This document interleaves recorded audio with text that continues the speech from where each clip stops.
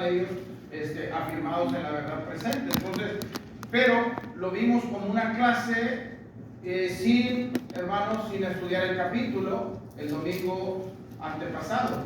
Y ahora vamos a tener un estudio bíblico del capítulo 2 de la carta del apóstol Pedro, su primera carta. Así es que abramos nuestras Biblias, hermanos, allá en el capítulo 2 de primera de Pedro. Y me gustaría, hermanos, que leyésemos del versículo 2 al versículo 15, hermano. Al versículo 15. Y dice la Escritura de la siguiente manera: desechando pues toda malicia, todo engaño, toda hipocresía, todas las envidias y todas las detracciones, desead como niños recién nacidos la leche espiritual no adulterada, para que por medio de ella crezcáis para salvación, si es que habéis gustado la benignidad del Señor, acercándonos a Él, piedra viva, desechada ciertamente por los hombres, mas para Dios escogida y preciosa. Vosotros también, como piedras vivas, sed edificados como casa espiritual y sacerdocio santo, para ofrecer sacrificios espirituales aceptables a Dios por medio de Jesucristo. Por lo cual también contiene la Escritura: he aquí que pongo en Sión la principal piedra del ángulo, escogida y preciosa, y el que creyere en él no será avergonzado. Para vosotros, pues, los que creéis, él es precioso, pero para los que no creen, es la piedra que los edificadores desecharon, y esa piedra que fue desechada ha venido a ser la cabeza del ángulo, y piedra de tropiezo y roca que hace caer, porque tropiezan en la palabra, siendo desobedientes, a la cual también fueron destinados. Mas vosotros sois linaje escogido, real sacerdocio, nación santa, pueblo adquirido por Dios, para que anunciéis las virtudes de aquel que nos llamó de las tinieblas a su luz admirable. Vosotros que en otro tiempo no eras pueblo, pero que ahora sois pueblo de Dios, que en otro tiempo no habéis alcanzado misericordia, pero ahora habéis alcanzado misericordia. Amados, yo ruego como a peregrinos, como extranjeros y peregrinos, que os abstengáis de los deseos carnales que batallan contra el alma, manteniendo buena vuestra manera de vivir entre los gentiles, para que lo que murmuran de vosotros como de malhechores glorifiquen a Dios en el día de la visitación, al considerar vuestras buenas obras. Por causa del Señor, someteos a toda institución humana, ya sea como a superiores, ya sea rey como superior, y a los gobernantes como por él enviado, para castigo de los malhechores y alabanza de los que hacen bien, porque esta es la voluntad de Dios, que haciendo bien hagáis callar la ignorancia de los hombres insensatos. Entonces, hermanos, el apóstol Pedro, recordamos la clase pasada, que la carta del apóstol Pedro fue escrita más o menos allá por el año 65, durante el incendio, un gran incendio que hubo, hermanos, en la ciudad de Roma. Y les decía que se dice que este incendio pudo haber sido provocado intencionalmente, hermanos, por el emperador Nerón, que estaba en ese tiempo gobernando sobre el imperio romano, y que lo hizo, hermanos, para reconstruir la ciudad, la infraestructura de la ciudad y su residencia al gusto de él, como que no le gustaba cómo estaba la ciudad y cómo era la casa donde vivía, y la quiso hacer a su gusto. Pero entonces la ciudad se levantó y empezaron a indagar qué había pasado. Y pues sintió muy cerquitas la lumbre, ¿verdad?, Nerón, y buscó a alguien a quien echarle la culpa, un chivo expiatorio.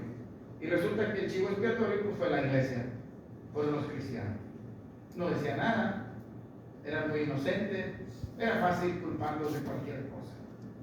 Entonces se desató una gran persecución sobre la ciudad de Roma, y luego se propagó esa persecución, hermanos, en muchas partes o casi todo el imperio romano. Y en ese contexto, hermanos, histórico, es en que Pedro le va a escribir a estos hermanos en la situación en la que ellos estaban, hermanos.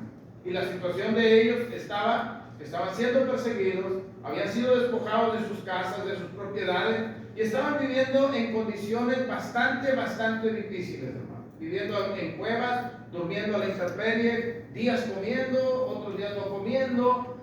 Imagínense ver a sus hijos, hermanos, a la esposa, a los familiares, si tenían enfermos o ancianos, hermanos, traerlos consigo. Y era deprimente aquello, hermano. Era de batallar. Bueno, el apóstol Pedro va a enviarles esta carta a estos hermanos. Por eso en el capítulo 1 nosotros vemos que Pedro les dice cómo se refiere a ellos en cuanto a su condición física. Les dice en el verso 1, dice: Pedro, apóstol de Jesucristo, a los expatriados de la dispersión. La palabra dispersión ahí es diáspora, es decir, que fueron perseguidos y dispersados a la vez. Dice en el Ponto, Galacia, Capadocia, Asia y Bitinia. Es decir, Pedro menciona algunos lugares para que veamos, hermanos, la magnitud de la persecución por la cual estaban pasando los hermanos. Es decir, les quedaban lugares, pocos lugares, donde refugiarse y vivir en paz, aunque fuera, hermanos, con necesidades, pero vivir en paz, estar tranquilos, saber que no iban a llegar por ellos a aprender. Y esa era su condición. Bueno, a ellos, hermanos, es a quien Pedro, en esa condición, les escribe la carta, pero específicamente el capítulo 2, que vamos a estudiar hoy. Y Pedro, hermanos, lo que les dice es, en el verso 2, lo primero que les dice es que hay cosas que ellos necesitaban desechar de su vida, hermanos. Actitudes que ellos no deberían de tener. Imagínense, hermanos, todavía Pedro le va a escribir a hermanos que tenían tenían los argumentos, hermanos, para reaccionar en contra de los perseguidores. ¿Sí? Ante aquellos que los maltrataban sin tener nada que ver. Y ellos podían reaccionar como reaccionamos usted y yo cuando sufrimos una injusticia, aún siendo cristianos nos rebelamos y a veces hasta malas palabras se nos salen. Bueno, Pedro les dice a los hermanos que están en esta condición que necesitan seguir haciendo un esfuerzo por quitarse de ellos actitudes que no son propias del pueblo de Dios, hermano. Y esas actitudes son la malicia. La malicia, hermano. Y la malicia no es otra cosa, hermanos, que la maldad en potencia. Es una maldad, es la maldad que está ahí en nosotros y que está hasta cierto punto siendo sujetada por nosotros, pero que solamente está esperando una oportunidad, hermano, para manifestarse. Esa es la malicia, maldad en potencia. Y todos vivimos con eso, usted y yo vivimos con eso. ¿Sí? Y mientras estamos en la carne, mientras estamos en este hombre que es de carne, hermano, tenemos eso con nosotros. Estamos luchando y deberíamos de estar luchando con ellos. Bueno, a los hermanos también. Pedro les dice, necesitan desechar de ustedes la malicia, el engaño. Es decir, la mentira. La mentira. La mentira dentro del pueblo de Dios, hermano, es una actitud que no debiera existir. Porque nosotros somos hijos de la verdad. Nosotros fuimos, hermano, nosotros mire cómo dice Pedro, hermanos, en el capítulo 1, verso 22, mire quiénes somos nosotros. Por eso no debemos hablar mentira, debemos hablar verdad. Y dice el capítulo 1, verso 22, dice, habiendo purificado por vuestras almas, ¿cómo? ¿Cómo purificamos nuestras almas, hermano? Según el verso. A través de la obediencia. Por la obediencia, ¿a qué, hermano? A la verdad. Fíjense, nosotros purificamos nuestras almas cuando obedecimos la verdad. ¿Y cuál es esa verdad, hermanos, que obedecimos y que purificó nuestras almas? El contexto lo dice. Dice el versículo 22, 23, siendo renacidos. Fíjense, cuando volvieron a nacer, cuando Dios los hizo, les dio la bendición de volver a nacer, siendo renacidos, no de simiente corruptible, sino de incorruptible. Y luego nos dice cuál es esa simiente, que es la verdad que obedecimos, hermano. La simiente es, dice, por la palabra de Dios que vive y permanece para siempre. Y luego nos va a decir cuál es esa palabra, cuál es esa verdad que obedecimos, que purificó nuestros corazones, hermano. ¿Cuál es esa verdad, la palabra de Dios que nos hizo volver a nacer, hermano? ¿Y cuál es esa simiente incorruptible que vive y permanece para siempre? Ahí nos va a decir, vea el versículo 25. Mas la palabra del Señor permanece para siempre. Y note usted, y esta es la palabra que por el Evangelio les ha sido anunciada. Entonces, ¿cuál es la palabra que purifica nuestras almas, hermanos, cuando nosotros lo obedecimos? ¿Cuál es la palabra, hermanos, que nos hizo volver a nacer? ¿Y cuál es la palabra que es la simiente incorruptible, hermanos, que vive y permanece para siempre? El Evangelio. Por eso es importantísimo, hermanos, por eso es importantísimo que usted y yo nos mantengamos en el Evangelio, hermano. Y de hecho a veces nosotros decimos, vamos a salir a evangelizar, y siempre pensamos que cuando salimos a evangelizar, vamos a salir a evangelizar a los inconversos. Y es cierto, pero déjeme decirle, hermanos, que la iglesia necesita ser evangelizada. Se nos tiene que estar recordando y reafirmando cuál es esa palabra que nosotros obedecimos y que purificó nuestras almas. ¿Cuál es esa palabra a través de la cual Dios nos hizo volver a nacer? ¿Cuál es esa palabra, hermanos, que fue la simiente que se sembró en nuestros corazones e hizo que nosotros por la obediencia naciera una nueva criatura en Cristo? ¿Cuál es esa palabra, hermano, que vive para siempre? Es el Evangelio. Es el Evangelio. Por eso Pablo está evangelizando la iglesia de Corinto en el capítulo 15, verso 1 al verso 4, ¿verdad? Los está evangelizando. Les predica el Evangelio. Y mire, les predica el Evangelio, ¿saben por qué, hermano? ¿Por qué Pablo vuelve a predicarles el Evangelio a los hermanos en Corinto? ¿Por qué? Bueno, porque ya había una idea dentro de la iglesia que no había resurrección.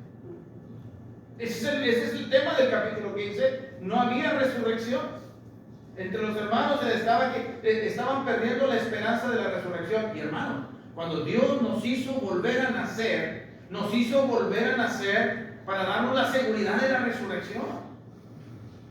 Usted y yo vamos a resucitar, hermano. Por eso, para el cristiano, la muerte, lo único que es un paso a la eternidad. La muerte lo único que nos lleva es a estar en el lugar de reposo, hermanos, mientras Cristo viene para llevarnos al cielo. Es todo lo que la muerte puede hacer en nosotros, hermanos, los cristianos. No hace mal. La muerte no es una derrota, la muerte es una victoria. La muerte es un paso, hermano, para la eternidad. Por eso Pablo les predica a los hermanos. Y es consecuencia, hermano. Cuando nosotros perdemos la esperanza de la resurrección, hermanos, yo quiero decirles que a veces algunos de nosotros, en la iglesia de Cristo en la Colonia Alianza, tenemos que volver a recapitular nuestra vida, porque a veces hemos estado volviendo inconstantes en los servicios de adoración, en los estudios bíblicos. Hemos perdido el gusto por estudiar la Biblia, hermano. ¿Y sabe por qué es, hermano? No estamos desanimados, no es que andemos ahí en el mundo. Hemos perdido de vista la esperanza de la resurrección. Y por eso nos hacemos locos, hermano. Y por eso nos hacemos inconstantes. Por eso nos hacemos intermitentes. Y la palabra intermitente es como la lluvia. Cuando dicen va a haber lluvias intermitentes, que va a haber lapsos de lluvia. Y va a ser una lluvia, un chipi y por lapsos. Es decir, se va a presentar, luego se va a ir, luego va a volver a llover, y luego se va a ir, y luego. A veces así estamos los cristianos, hermano. Y los miembros de esta congregación así están. Muchas veces como que nos vamos y luego regresamos. Como que andamos bien animados y luego ya no. Como que andamos intensos y luego ya no. Y ¿sabe? Eso, hermano, es una evidencia, un síntoma de que estamos perdiendo de vista para lo que fuimos bendecidos, para la esperanza de la resurrección. Por eso Pablo les habla a los hermanos de Corinto. Y quiero decirles, hermanos, quiero sostenerles lo que les estoy diciendo, hermano. Mire, ¿en qué contexto está 1 Corintios 15:58? Vamos allá, hermano.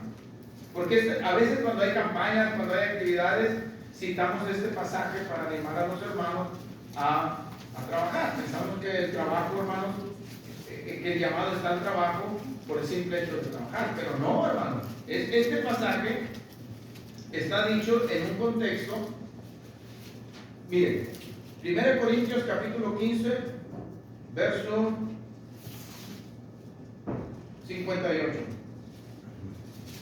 Así que, hermanos, yo siempre les voy a insistir, pongan mucha atención el así que, o de tal manera, porque son determinaciones a las que se van a llegar después del argumento que viene presentando. Es interesante, hermano. Una sola expresión bien entendida nos ayuda a entender mucho. Por eso el apóstol Pablo dice, así que, ¿qué? Dice, así que hermanos míos, amados, fíjense lo que les dice, estad firmes y constantes, creciendo siempre en la obra del Señor, sabiendo que vuestro trabajo en el Señor no es en vano. Y esa es la frase que nos encanta, hermano. Sabiendo que el trabajo en el Señor no es en vano. ¿Y por qué nos olvidamos de las frases que están anteriormente en el mismo pasaje? O sea, nomás pensamos en la exhortación del trabajo. Pero antes del trabajo, hermanos, si yo no estoy firme, constante y creciendo en la obra del Señor siempre, lo voy a hacer porque sé algo, hermano. Porque sé que el trabajo en el Señor no es en vano. O sea, la exhortación no es a trabajar, hermano. La exhortación es de estar firmes, constantes, creciendo siempre.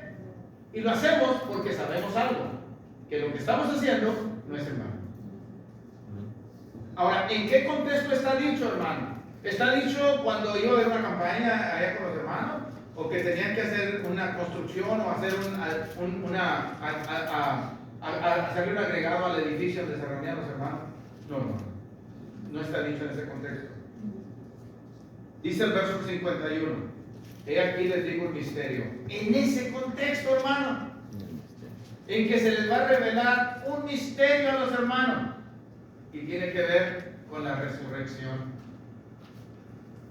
¿Y cuál es ese misterio que una vez que Pablo lo revela ya no es misterio, hermano? Dice, he aquí les digo un misterio.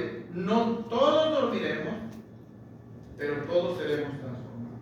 Ahí la palabra dormir es un eufemismo, hermanos. Y un eufemismo es una figura retórica que usa una palabra suave para hablar de eso, para cambiarla por una palabra que pudiera ser dura o agresiva. Ahí la palabra dormir es equivalente a no todos moriremos, o no todos vamos a estar muertos. Habla de la venida del Señor. En la venida del Señor no todos vamos a estar muertos, pero algo que es interesante dice, sin embargo, todos seremos transformados. Entonces, cuando Cristo venga, hermanos, no todos van a estar muertos. Va a haber algunos hermanos vivos, pero sin embargo, vivos y muertos, todos serán transformados. Habrá una metamorfosis, hermano. Habrá una metamorfosis. ¿Ok? Luego dice, ¿cómo se va a llevar? ¿Cuál es ese misterio, hermanos, que Pablo les va a revelar con respecto a que no todos dormiremos, pero todos seremos transformados? Dice el verso 52. En un momento, en un instante, hermanos. Y fíjese cómo Pablo habla de ese momento.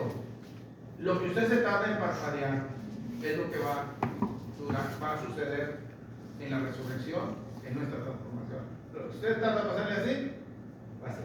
En un momento, en un abrir y un cerrar de ojos, a la final trompeta, fíjese, hermano, no va a ser un evento que va a ser escondido, va a ser a la final trompeta, se va a anunciar la venida del Señor.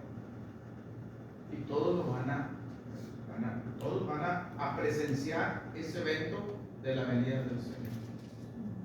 Todos vamos a presenciar, vivos y muertos.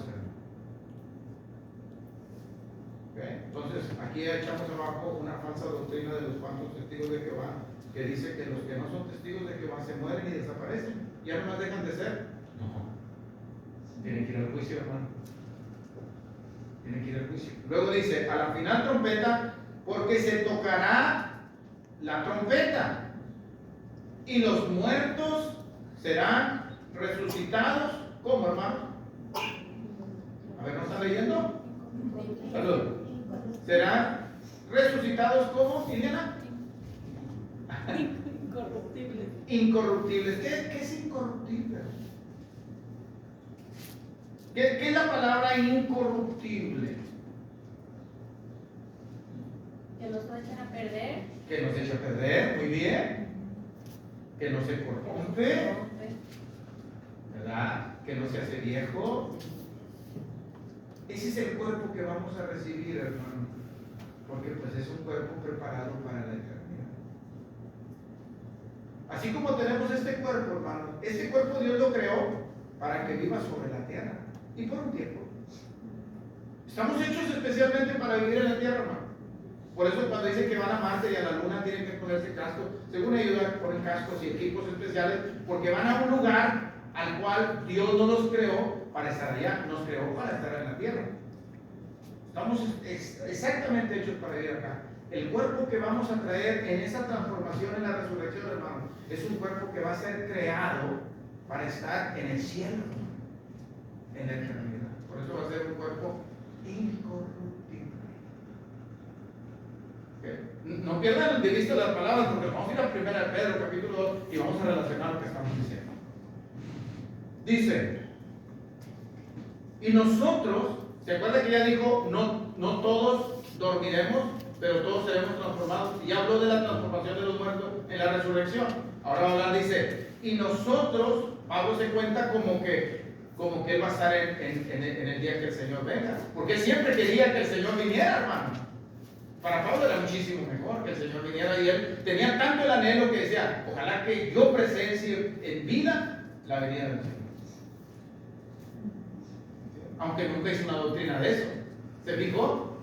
O sea, hay convicciones que nosotros podemos tener, hermano, que no tenemos que hacer una doctrina. El Señor va a venir. ¿Cuándo? Puede venir hoy, en mis tiempos, o puede venir después. Pero yo quisiera que fuera en mi tiempo, y si el Señor lo permite, ojalá que así sea, pero no es mi punto, ese es un asunto del Señor.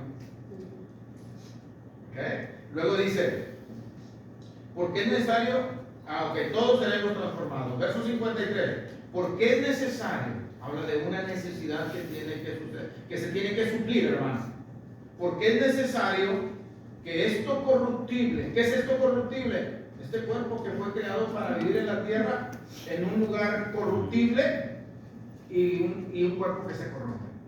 La tierra, 1 Pedro capítulo 3, versículo 10, que los cielos y la tierra que existen ahora están reservados por la misma palabra para el día del juicio, en el cual los cielos, hermanos, ardiendo, serán deshechos y se volverán como un pergamino. La tierra sabe. La creación misma gime, hermanos, con dolores de parto, queriendo que se manifieste, que se dé a cabo la manifestación gloriosa de los hijos de Dios. Hasta la naturaleza sabe, hermano, que su tiempo es corto, y que estos cielos y esta tierra le van a dar paso a los cielos nuevos y a la tierra nueva, eterna.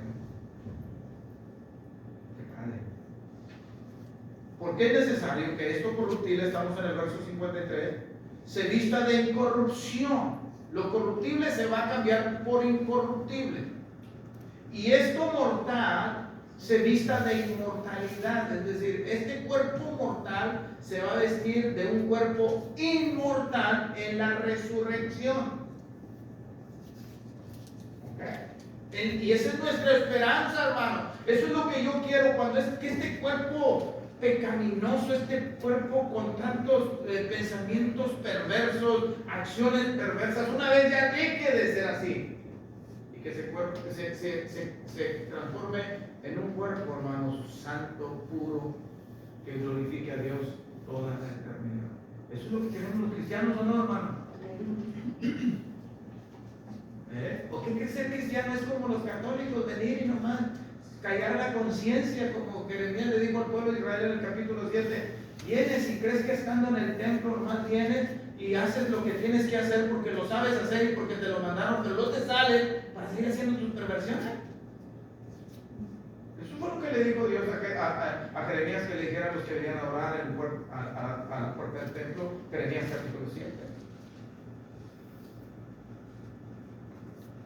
¿Por qué nos arreglamos?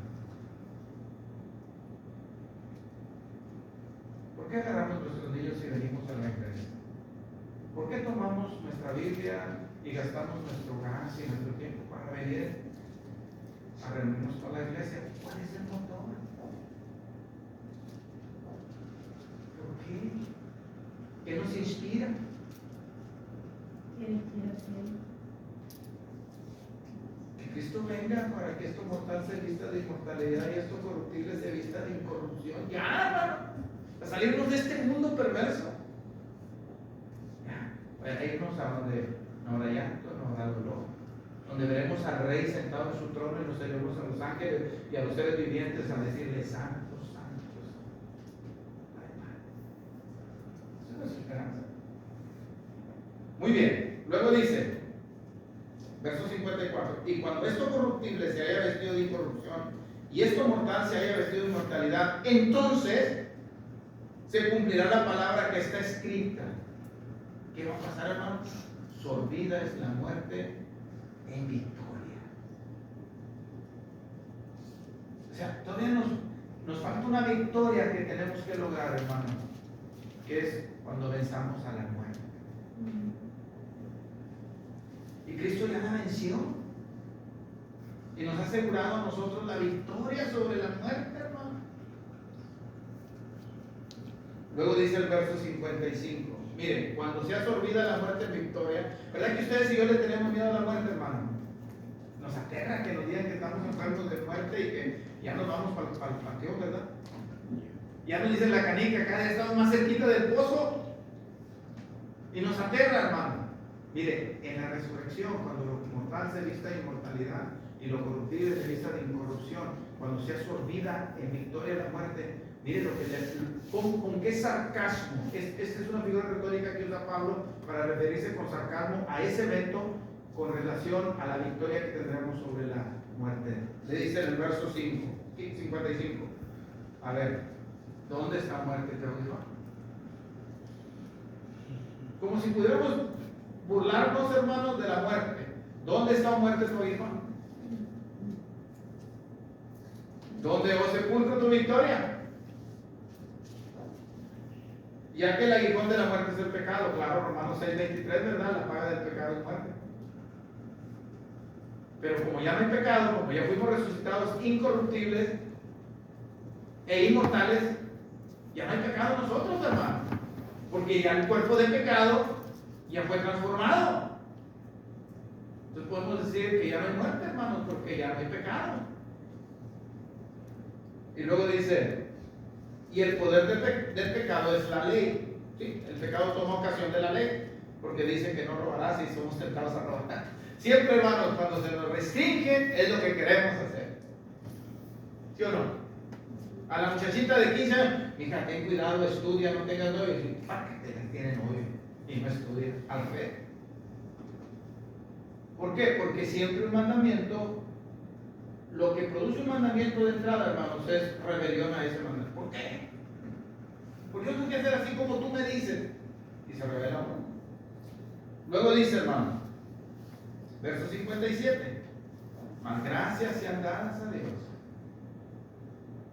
que nos da la victoria por medio de nuestro Señor Jesucristo. Hasta ahí argumenta. Ahora, ¿qué vamos a hacer, hermano, si sabemos que todos vamos a ser transformados? Todos en la resurrección vamos a resucitar incorruptibles e inmortales. Vamos a vencer la muerte, vamos a vencer el sepulcro y vamos a decir a la muerte: ¿dónde está muerte? Vamos a sepulcro de victoria. Y vamos a darle gracias a Dios porque nos da la victoria a través de Cristo. ¿Qué nos va a motivar a inspirar eso? Es que, hermano, hay una palabra que nos hace falta a nosotros los cristianos promover en nosotros: la inspiración. inspiración. Porque de un hombre inspirado, hermano, resulta una melodía. De un hombre inspirado resulta un poema. De un hombre inspirado, hermano, resulta una composición.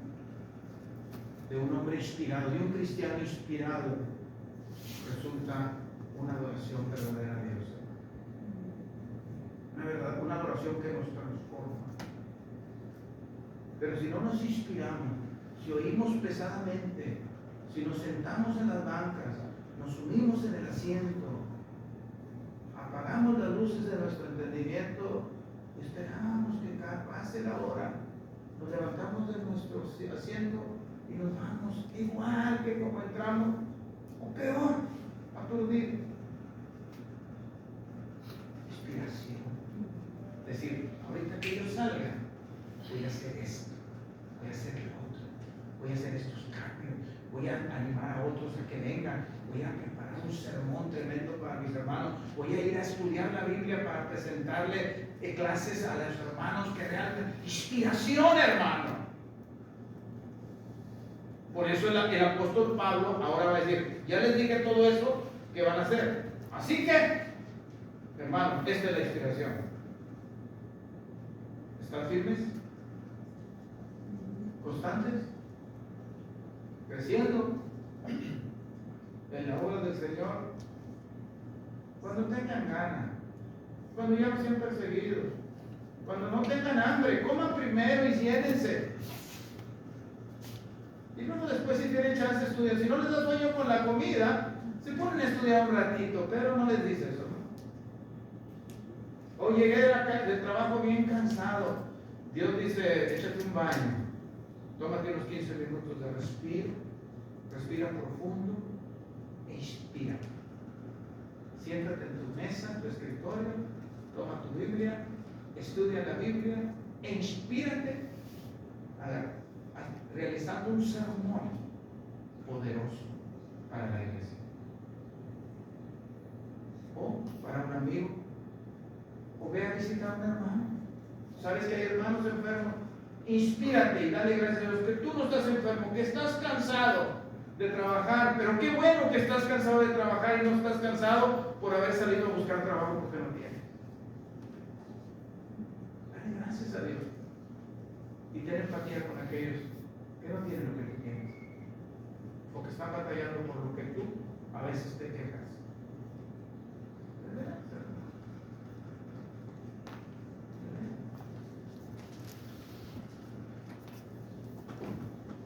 Yo andaba bien malo hace poquito, yo pensé que me iba a morir, estaba bien malo.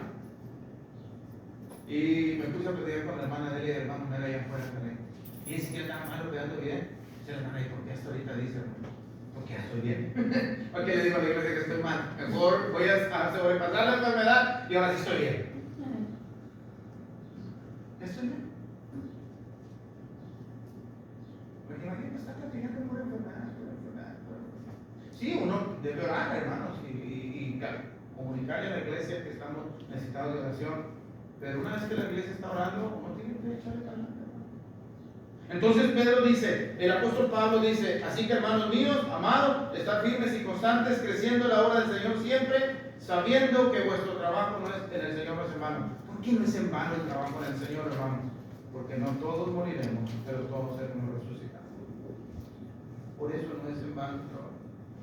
En ese contexto está dicho, hermano. Y al final es de las manos.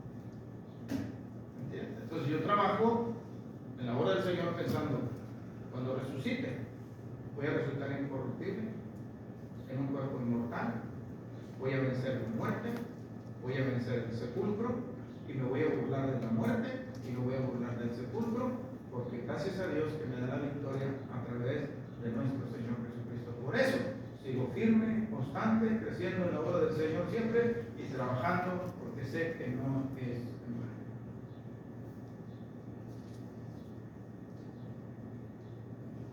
Y eso nos debe inspirar. No debemos ver como sonámbulos.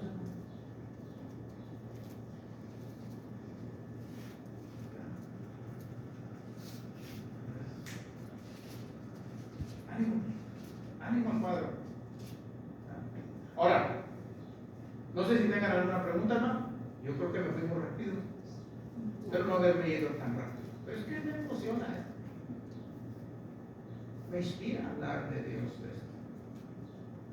Nada más en lo que usted decía, hermano, de que no todos lo miremos desde que el texto está hecho por tierra todo lo que la gente dice, no, que cuando Cristo venga van a pasar guerra, van a pasar esto, pasarán muchas cosas, según los denominacionales. Pero aquí nos dice claramente que la venida de Cristo será como ahorita. Muchos van a estar haciendo sus actividades. O sea, no va a cambiar nada, nada más que lo que nos dice es, yo voy a ir. Sí, porque va a venir como ladrón, hermano. Sí, va a venir. Entonces, la esperanza de nosotros es esa, hermano, y por eso a veces un hermano se atrevió a decirme, ¿por qué tanto sale? Sí, usted sale a evangelizar y todo, pero a ver, desde que usted ha ido, ¿cuántas almas han venido? Se atrevió a decirme eso y yo dije, hermano, yo pensé y dije, ignorancia, porque lo que nosotros hacemos es el trabajo, pero Dios es el que hace todo. Él da resultado. Amén. Entonces, nosotros, si obedecemos lo que Dios dice, tenemos que hacerlo nuestro trabajo. Venga o no venga, nuestro trabajo es predicar de mujer. Entonces la iglesia necesita.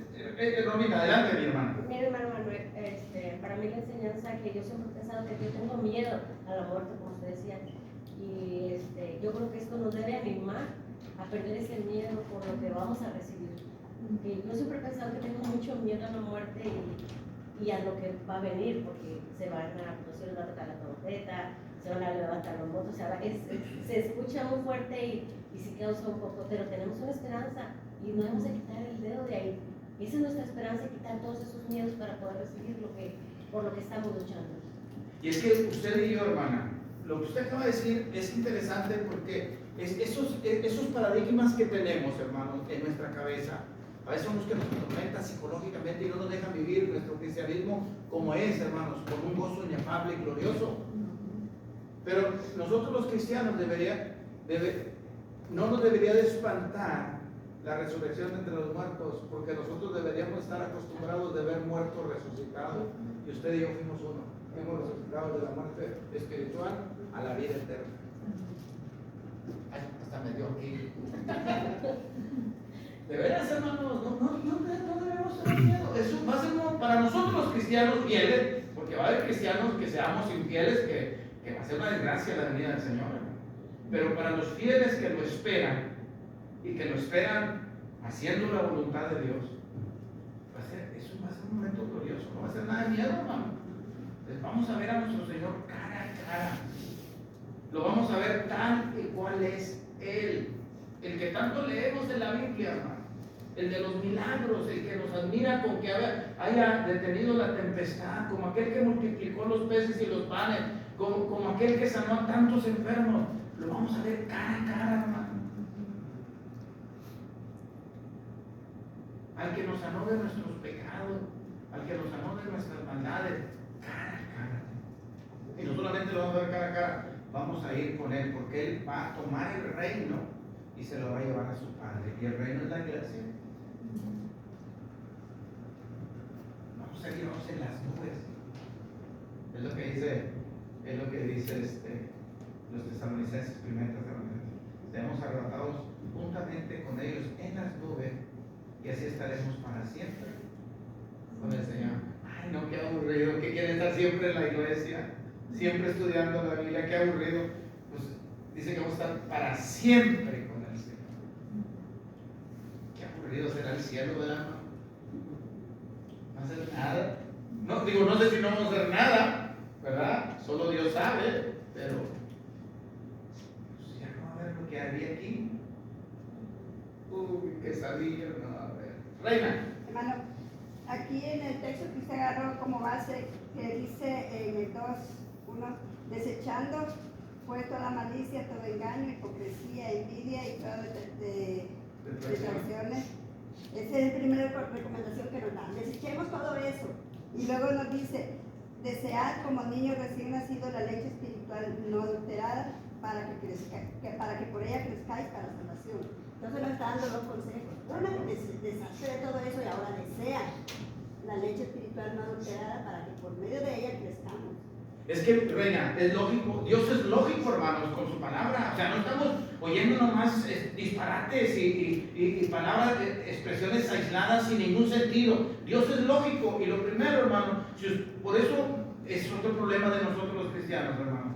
Si no tenemos las ansias por la palabra de Dios, es que todavía estamos llenos de malicia, engaño, hipocresía, envidia y chismes.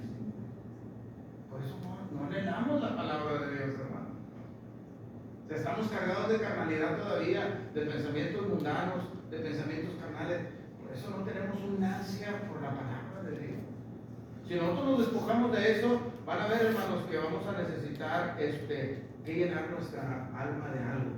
Y entonces la vamos a necesitar llenarla de la palabra de Dios. Y entonces vamos a ser como los niños recién nacidos. ¿Quién ha tenido un niño recién nacido? La mayoría de los que estamos aquí somos papás o somos madres. Menos Blanca y menos Jonathan y menos algunos otros. Pero ustedes saben a qué hora llora el niño, hermano. Cuando le da hambre, ¿verdad? Y usted le dice al niño de 3, 4 meses, espérate, muchacho llorón. Pues a lo mejor si le dice, pues el niño ni va a entender. Usted no le va a decir, no sabes que tu madre está cansada, no sabes que tu padre no ha trabajado. El niño sigue llore y llore y llore. ¿Por qué, hermano? Porque necesita la leche.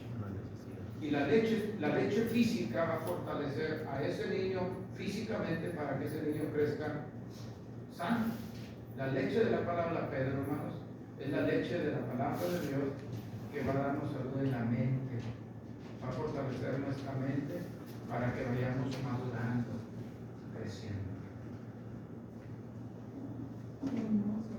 ¿Sí? Hermoso. Amén. La Amén. palabra no adulterada, porque es pura, porque es la única que nos va a ayudar. Ahora, note, hermanos, el énfasis no está en la leche espiritual, ni está, hermanos, está el énfasis del pasaje de 2:2 de Primera de Pedro es en el ansia que tiene el cristiano de esa leche espiritual. ¿Cuánto anhela, hermano? ¿Cuánto ansía? ¿Cuánto apetece, hermano? ¿Qué tan intenso es su deseo por la palabra de Dios? O nuestro deseo. ¿Y cómo lo manifestamos? El niño lo manifiesta llorando, manoteando y hasta trabándose porque necesita la leche. ¿Cómo lo manifestamos nosotros? Es ansia por la palabra de Dios. ¿Cómo?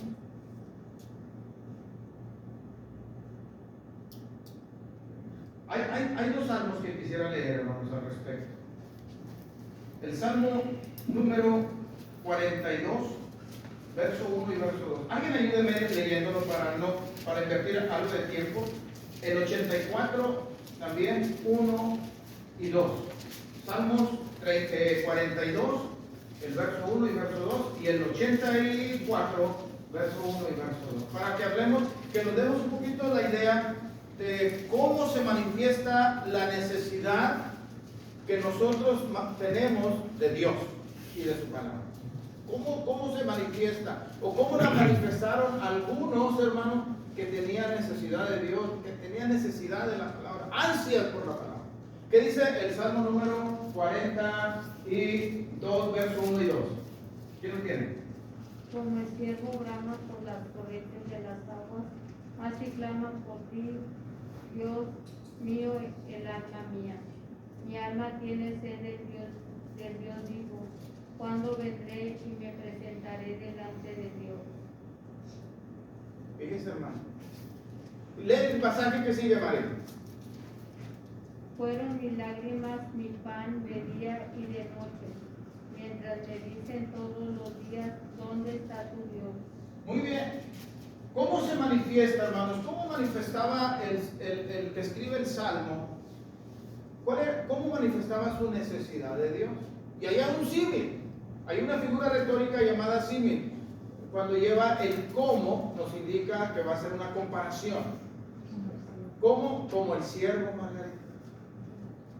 ¿Y qué hace un siervo cuando le falta el agua? Clama. Hermanos, ustedes nunca han oído a un siervo clamar por agua. Quizás no. Quizás han oído una vaca, pero el clamor de un siervo, yo quiero que ustedes lo busquen en internet, pónganle ahí, como el siervo clama por las fuentes de las corrientes de las aguas, así clama por ti, oh Dios mío, y le van a salir arriba, que si quiere usted saber, tener información, o quiere tener un video, o quiere tener como una fotografía, y pónganle en un video, hermano, y usted va a ver esa expresión que tiene el siervo, hermano, tan lastimera, porque le falta el agua. Y cómo voltea, hermanos, y ventea, porque el siervo sabe dónde hay agua, hermanos, cuando huele viento, el olfato de él está muy, y él alza el pescuezo, hermanos, y busca por los 4 puntos cardinales, y corre para allá, a ver si para allá, y corre para allá, y siempre levantando su cabeza, y siempre con un lamento, hermano.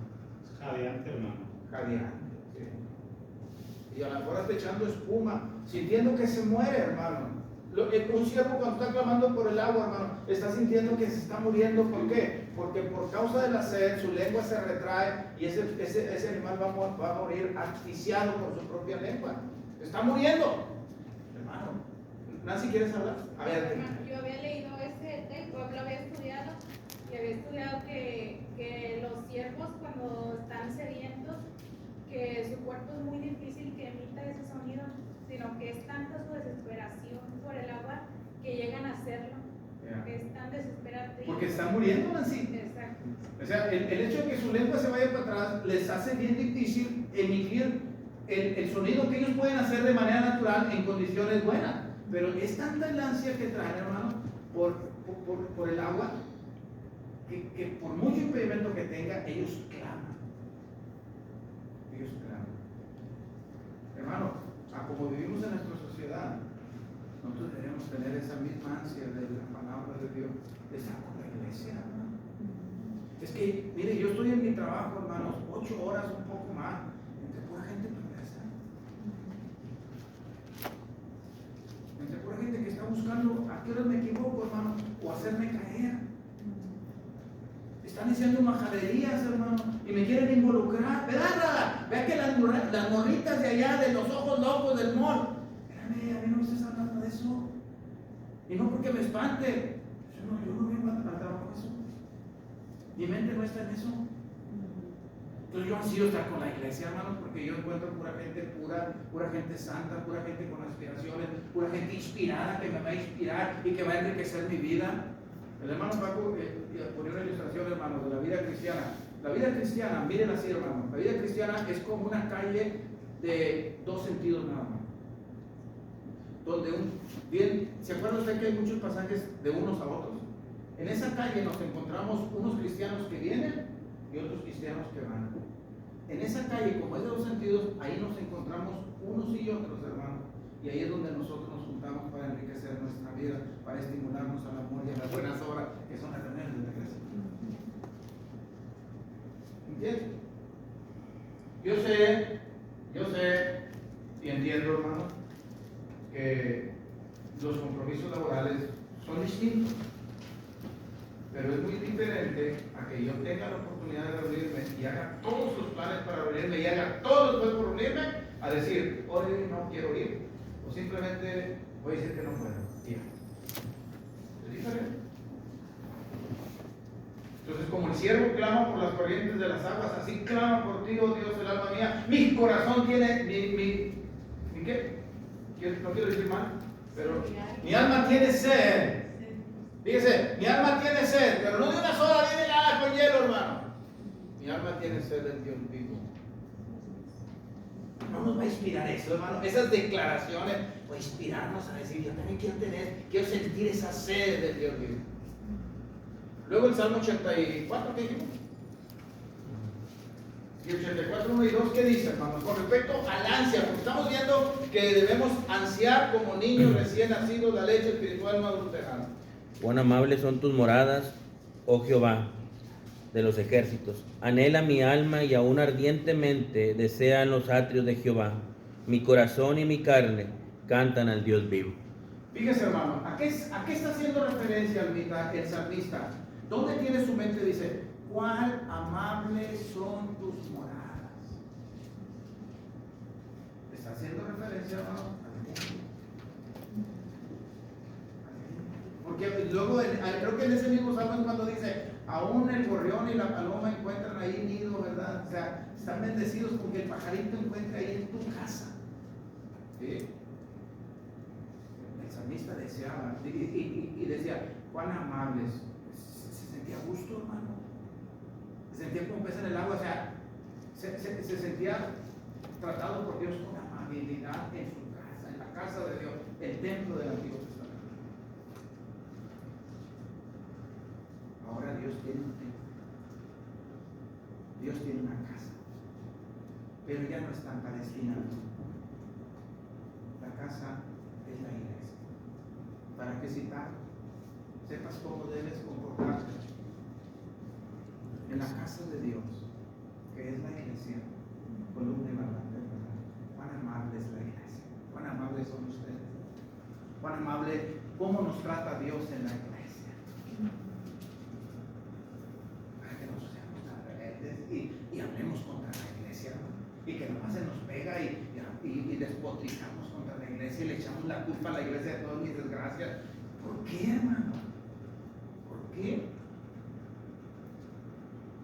Y es que la iglesia es una bola de hipócritas, hasta en el Facebook, ¿cómo? El salmista decía, cuán amables son tus manos. Y luego pues dice, ¿cuándo me vendré? No, anhela mi alma Anhela. y un ardientemente desea en los atrios de Jehová. Anhela mi alma estar ahí. Anhela